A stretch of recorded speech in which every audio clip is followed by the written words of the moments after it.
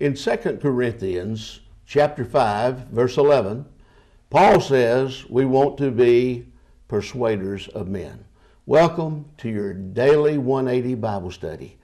Why do we want to be persuaders of men? Well, we've seen various reasons from 2 Corinthians 5. Another reason is found in verse number 10. There Paul says we must all appear before the judgment seat of Christ, that every one may receive the things done in his body, according to that he hath done, whether it be good or bad. Friends, I want to be a persuader of men because I realize I'm going to stand before the judgment seat of the Lord, and I'm going to give an account of myself to God, of those things that I have done in this body, whether good or bad.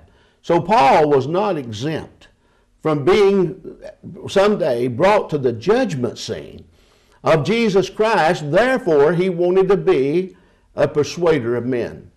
There's a beautiful song in our hymnal that we oftentimes sing, "You never mentioned him to me." And so what if you were attending a service and they sang the song, "You never mentioned him to me," and you just simply stated, "So what?" What difference does it make? Well, you see, the difference that it makes is because you and I must give an account someday at the judgment of the things we've done in this body.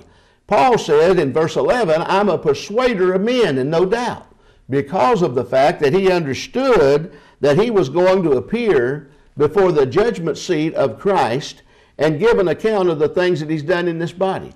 And so while I'm living on the earth, it may seem like a small thing, insignificant to me, to mention Jesus to someone else. But I promise you, when I stand before the Christ at the day of judgment, and others are there that I came in contact with, that I could have studied my Bible with, talked to about Jesus, encouraged to become a child of God, that I did not, then it's going to make a big difference.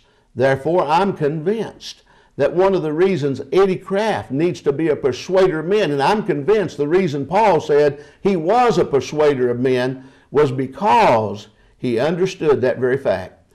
We forget sometimes, brethren, ladies and gentlemen and friends, that we've got to appear before the judgment seat of Christ and give an account of the things that we've done in this body according to that which we've done, whether they be good or whether they be bad.